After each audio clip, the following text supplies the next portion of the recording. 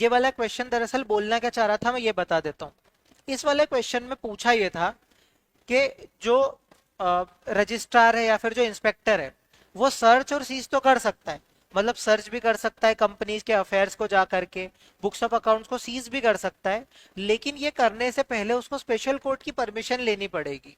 अगर उसने special court की प्रायर परमिशन नहीं ली है तो कंपनी जो है वो उसको रोक सकती है, और उसका जो है सर्च एंड सीज करना वॉइड माना जाएगा, और वो ये चीज नहीं कर सकता, कंपनी उसको रोक सकती है प्रेमाइसेस में एंटर होने से। ये सिंपल सा क्वेश्चन था। अब इसको अप्रोच कैसे करना है? अगर मान लो मैं आपको अभी लिखने के लिए दूं तो आप क्या करोगे पता है? आपको समझ में ही नहीं आएगा कि प्रोविजन तो लिख दिया, अब क्या एनालाइज करूं, क्या कंक्लूड करूं। तो इसके लिए ये आंसर में लिख करके आया हूं, ध्यान से देखना। सबसे पहले मैंने क्या लिखा कि सर्च एंड सीजर क्या होता है, पावर देता है। अब पावर एक कीवर्ड था। इन चीजों को ध्यान से सुन लेना। अगर आपने ये सुन लिया तो आप आगे सॉल्व करना या क्वेश्चन को आपको अप्रोच करना बहुत इजी हो जाएगा। तो आप फटाफट टेस्ट में भी अच्छे आंसर लिख पाओगे, प्रैक्टिस भी कर पाओगे, और एग्जाम में मैक्सिमम मार्क्स फेच भी कर लोगे। सिंपल है, देखो मैंने पावर को अंडरलाइन किया। मतलब gives the power to search and seize a companies books and papers. मतलब सर्च एंड सीज क्या, तो मैंने बता दिया books and papers. If registrar or an inspector, मतलब या तो रजिस्ट्रार या फिर inspector, reasonable ground to believe है उनके पास, तो मैंने रीजनेबल ग्राउंड को अंडरलाइन किया। मतलब जहां भी कीवर्ड आ जाता है, जहां भी ऐसा वर्ड आ जाता है कि यार इस पे मुझे एग्जामिनर का अटेंशन चाहिए, कॉपी चेकर का अटेंशन चाहिए, तो मैं वहीं पे क्या करता हूं, अंडरलाइन कर देता हूं reasonable ground to believe such documents are lying to be destroyed, likely to be destroyed, mutilated, altered and falsified और secreted। इसका क्या मतलब है? या तो वो क्या कर देगा, डिस्ट्रॉय कर देगा, या तो म्यूटिलेट कर देगा मतलब फाड़ वगैरह देगा उसको, या फिर ऑल्टर कर देगा कि मतलब डॉक्यूमेंट कुछ और थे लेकिन उसको ऑल्टर करके बना कुछ और दिया, या फिर फाल्सिफाइड, उसको गलत गलत तरीके से प्रेजेंट कर देगा, या सीक्रेटेड। कुल मिला के इसका ये मतलब है कि वो डॉक्यूमेंट्स के साथ छेड़छाड़ करेगा। तो ये जो कीवर्ड्स थे ये लिख के आने थे, तो मैंने सबको अंडरलाइन किया लिख करके। ठीक है, उसके बाद मैंने क्या करा कि ये कर सकते हैं लेकिन उनको स्पेशल कोर्ट की अप्रूवल लगेगी, तो अप्रूवल एंड स्पेशल कोर्ट को अंडरलाइन कर दिया फॉर सर्च एंड सीजर। फिर मैंने बोला कि वो एंटर कर सकता है किसके असिस्टेंस से, जो रिक्वायर्ड हो असिस्टेंस उसको लेना पड़ेगी, और प्लेस और प्लेसेस जहां पर बुक्स एंड पेपर्स कहां पर रखे गए हैं। और लास्ट में मैंने ये बोल दिया कि रजिस्टर और इंस्पेक्टर जो है वो सीज कर सकता है, लेकिन उसको अलाउ, मतलब कुल मिला के वो कंपनी को अलाउ कर सकता है कि वो कॉपीज वगैरह ले ले। ये हो गया मेरा एंटायर प्रोविजन। मतलब मैंने पढ़ाया नहीं आपको, बस ये बताया है कि वो जो प्रोविजन जिसमें सारे चीजें आ रही थी मैंने पहले उसको एक्सप्लेन किया। कि मतलब उसने ये पूछा कि भाई सर्च एंड सीज कर सकता है क्या, स्पेशल कोर्ट की परमिशन नहीं, तुम पूरा बताया कि भाई सबसे पहले सर्च एंड सीज करना मतलब होता क्या है, सर्च एंड सीज कैसे कर सकते हैं, किसकी अप्रूवल लगेगी, और इनको क्या करना है, फोटोकॉपी वगैरह लेने के लिए अपन कंपनीज को क्या कर सकते हैं, अलाउ कर सकते हैं। ये मैंने क्या किया, ये मैंने पूरा का पूरा प्रोविजन एक बार एक्सप्लेन कर दिया, जहां पर मैंने सिंपली पैराग्राफ चेंज करे और मेन मेन चीजों को अंडरलाइन कर दिया। टाइम और वैल्यू पर भी अंडरलाइन करना है। जो टाइम और वैल्यूज है ना उसमें अंडरलाइन नहीं करते, उसमें बॉक्स बनाते हैं, मैं आगे बताऊंगा। जैसे मान लो यहाँ पे कोई मॉनिटरी लिमिट दे रखी होती कि मान लो इंटरनल ऑडिटर के अपॉइंटमेंट की बात है 200 100, तो वो जो मॉनिटरी लिमिट है या फिर कोई टाइम लिमिट है with in 30 days, with in 60 days, ये जो टाइम लिमिट होती है ना इसमें अपन बॉक्स बनाते हैं, क्योंकि मुझे डायरेक्टली उस चीज पे अटेंशन चाहिए आपका। किसी भी मॉनिटरी अमाउंट पे जब बॉक्स बना देते हैं ना सीधा नजर उस पर पड़ती है। जैसे आप मान लो कोई मेरी कॉपी चेक कर रहा है, अब वो देख लेगा अपनी आंसर की से, अच्छा रीजनेबल ग्राउंड टू बिलीव भी लिखा हुआ है, ये सारे डिस्ट्रॉयड म्यूटिलेटेड वाला पॉइंट भी है, स्पेशल कोर्ट वाला भी लिख दिया है, कॉपीज वाला पॉइंट भी लिख दिया, वो ऐसे टिक करता जाएगा, टिक टिक टिक। और अगर मान लो मैंने इसको ऐसे नहीं लिखा होता, अगर मैंने उसको एक भी अंडरलाइन नहीं किया होता, पूरा मैंने उसको एक पैराग्राफ में भर के लिखा होता, तो शायद उससे दो चार चीजें छूट जाती और वो फटाफट आगे बढ़ जाता, क्योंकि किसी के पास इतना टाइम नहीं होता कि आपका पूरा आंसर पढ़े। सर आप अगर कंफर्म नहीं है तो मॉनिटर, अगर मॉनिटर लिमिट कंफर्म नहीं है तो आपको बॉक्स नहीं बनाना है। लेकिन यार ऑब्वियस सी बात है कि अगर मॉनिटर लिमिट कंफर्म है ही नहीं तो फिर आपका पूरा आंसर गलत हो जाएगा। मेरा ये मतलब है कि आपको बॉक्स कब बनाना है ध्यान रखना, जब वो मॉनिटरी लिमिट पता है उस क्वेश्चन का एसेंस हो। कैसे? इंटरनल ऑडिटर के अपॉइंटमेंट की बात करी है, समझना, और उसमें ऐसा बता रखा है कि भाई 200 करोड़ की पेड अप शेयर कैपिटल है, जो भी उसका 100 करोड़ का ये है, तो वो तो चाहता है ना कि आप उस प्रोविजन को एनालाइज करके फाइनली बताओ कि उसमें अपना इंटरनल ऑडिटर अपॉइंट होगा या नहीं होगा। तो वो तो चाहता है ना कि आप मॉनिटरी लिमिट को एनालाइज करो, तो ये जरूरी चीज है। तो आपको अगर वो जरूरी चीज है तो आपको लिखना ही पड़ेगा, नहीं तो आपका पूरा आंसर ही गलत हो जाएगा, तो वहां तो आपको बॉक्स बनाना है।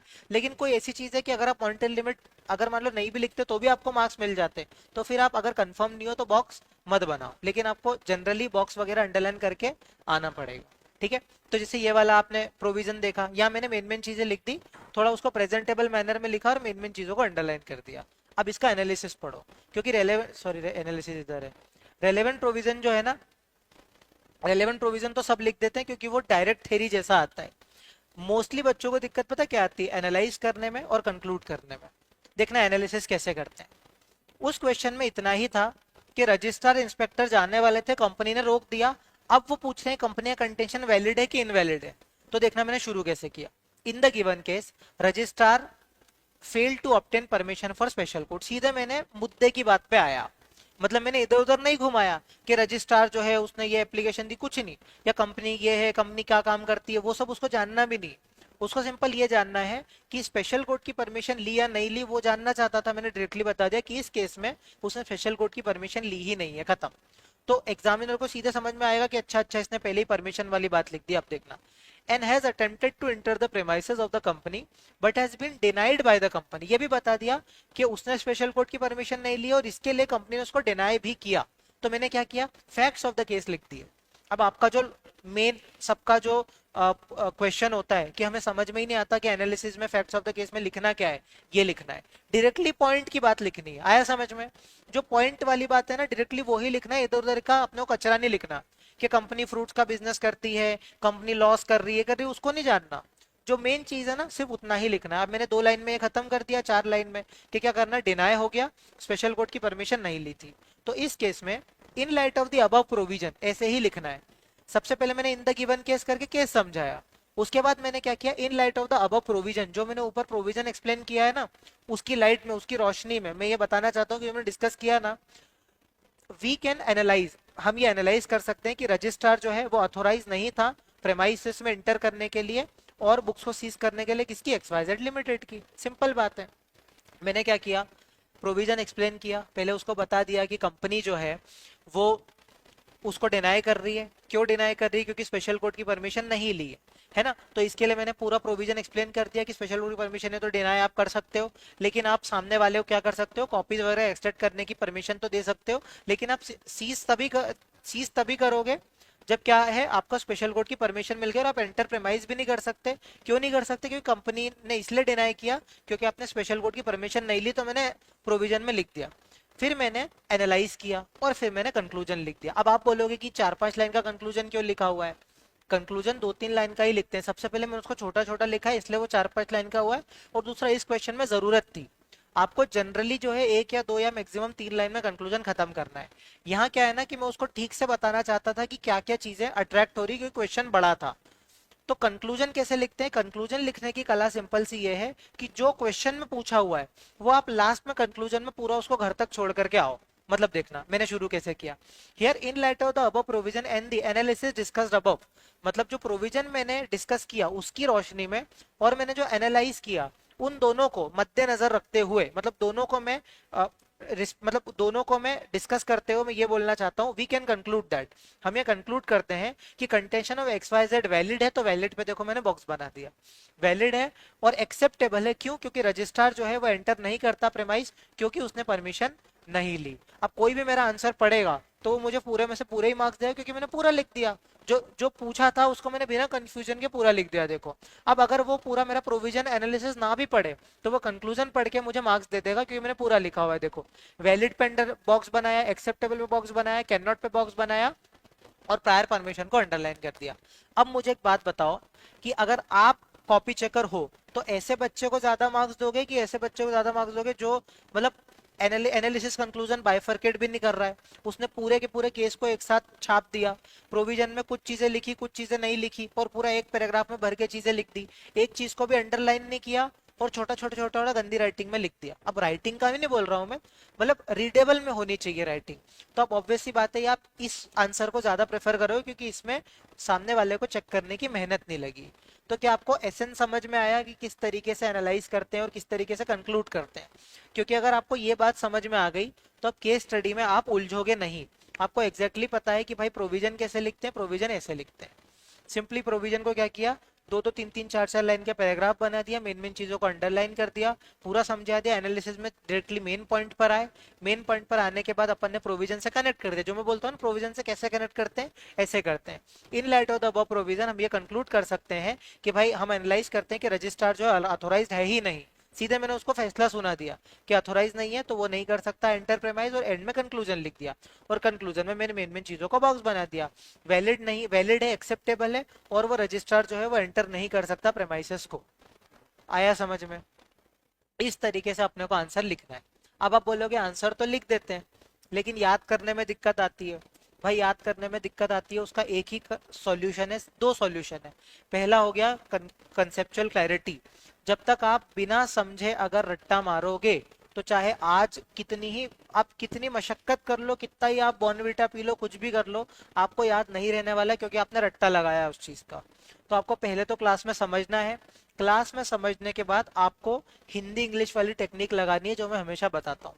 मतलब कि प्रोविजन को आपने हिंदी में समझा, हिंदी में ही बोला, लेकिन कीवर्ड्स को अपन ने इंग्लिश में बोल दिया। जैसे अगर मैं इस आंसर की बात करूं और मुझे इस प्रोविजन को याद करना है तो मैं क्या करूंगा कि भाई रजिस्ट्रार जो है वो अपनी मर्जी से नहीं जा सकता, लेकिन वो सर्च एंड सीज तभी कर सकता है जब उसको prior permission of special court मिले, तभी जाकर के वो कंपनी की प्रेमाइसेस में एंटर कर सकता है। अदरवाइज कंपनी उसको डिनाई कर सकती है, और अगर सर्च एंड सीज करने गया तो उसको कंपनी को अलाउ करना पड़ेगा कि वो रेलेवेंट कॉपीज एक्सट्रैक्ट वगैरह ले सके। अब ये मैंने क्या किया, हिंदी में याद किया, लेकिन कीवर्ड्स को extract, copies, prior permission, special court, denial, ये सारे को मैंने क्या बोला, इंग्लिश में बोला। इससे सिंपल तरीका याद करने का नहीं होता थ्योरी को। मतलब कहानी बना के याद करो, लेकिन मेन मेन कीवर्ड्स को क्या करो, इंग्लिश में बोल दो।